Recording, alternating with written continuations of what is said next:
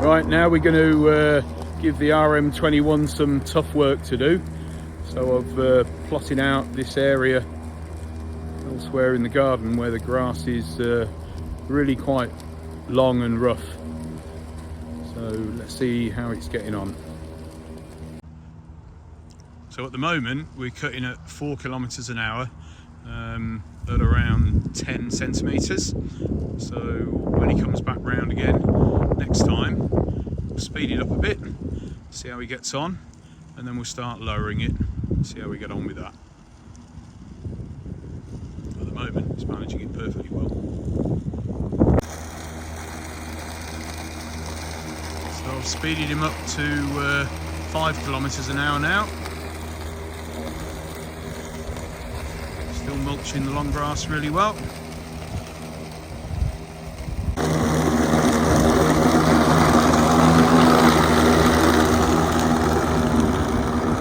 Okay, he's starting to grunt a bit now.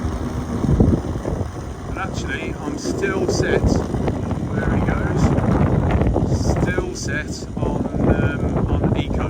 So I'm going to turn the blades up. Okay, I guess you can hear the different tone. So I've gone straight to high power. There is a setting in the middle. But everything else remains the same.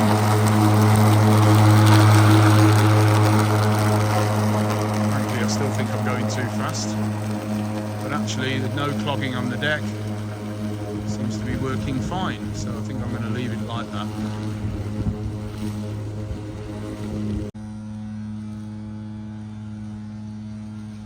Well, everything was screaming at me that I needed to slow the machine down. So in the end, I compromised and slowed it down to 4.5 kilometers an hour, leaving the blades on full speed. And now I'm comfortable with the sound. Oh. It's certainly working very hard. Oh, there we go.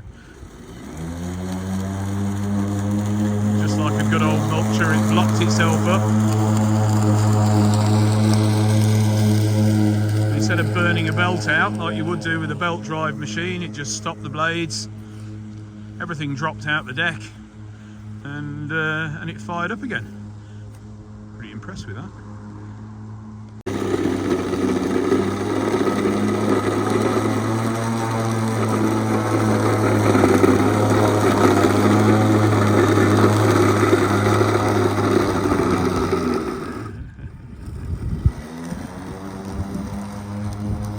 Testing it there.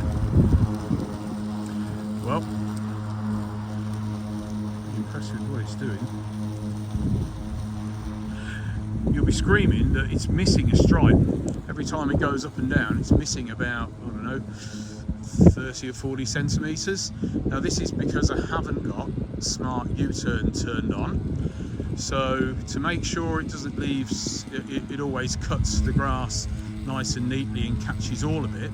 In its standard mode, it turns and comes back missing a bit, and then it goes through the whole garden again, catching those bits that it didn't catch the first time round. This saves it spinning round on its axis at the end of the turn, which of course could leave some marks.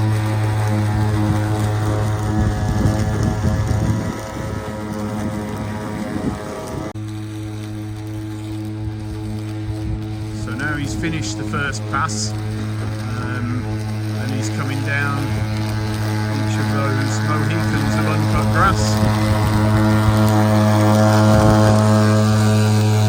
Take them down and finish the job. You should be able to see here just how impressive the mulching is on the cutter deck. It's taking well over 1/3 of the length of the grass, and it's soaking wet. No grass left on the top.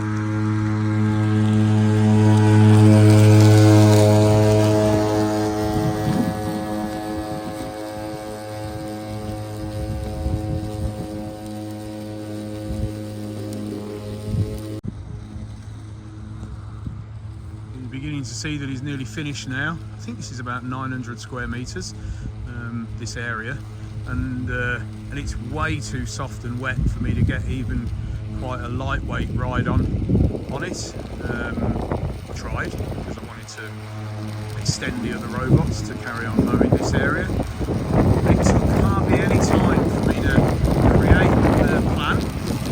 So to drive the robot from the docking station, which is right over there by the corner of the trees. Drive it over here, map out the area, drive it back and dock it, and then send the mower out to mow. Took no time at all. I know this would have been a real challenge to do on a conventional ride-on, but what's really impressed me is the quality of the finish in such difficult conditions.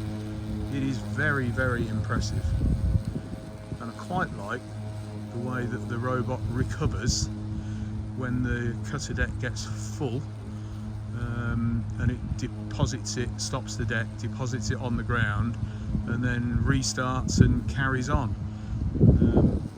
That's super clever. So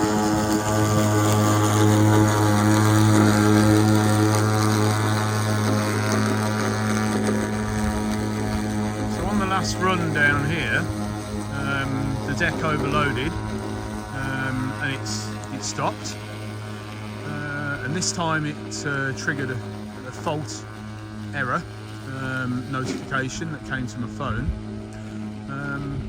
but I didn't do anything. I just left the machine, and after, oh, I think it might do it again.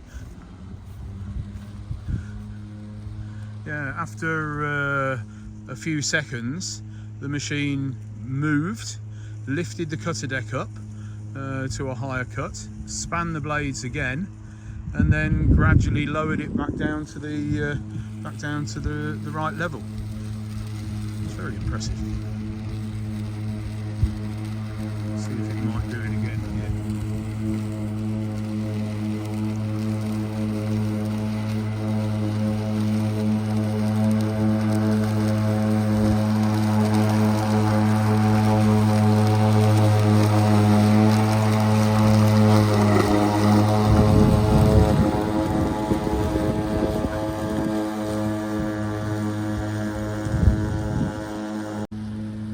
I think no matter what sort of site you've got, golf course, sports club, massive garden like this, there's always going to be some areas that you can't get to for all sorts of reasons. Maybe you've got less time, or like this area here, it's just become really, really waterlogged, and we weren't even able to get the smaller, lighter robots on it to do it. This machine means that you can take those tasks on at a certain time, and it's very impressive. Sorry, it's just done that again. Let's see if you can see it. So it's just stopped because of the load it was under, and then deposited the grass and restarted.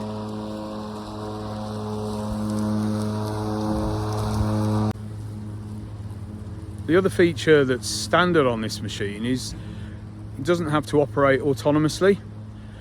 You can use the remote control to mow manually with the machine. So if you've got some really tricky areas with lots of trees, maybe slightly banks that you can't really walk on and that sort of thing, then you can manually operate the machine mowing using the remote control, or you can create a path for the machine to follow that is your route that you've mowed, and that's very useful again when you're working around a lot of I don't know, long grass, where or twigs on low-hanging twigs on trees, where the LiDAR is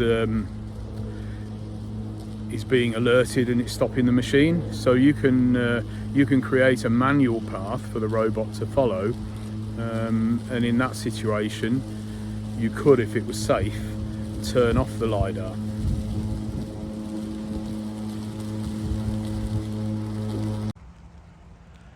Right, so he's just finished, just in time because it's now pouring with rain. You to find the end of his transition path and make his way back to the docking station over in the corner over there.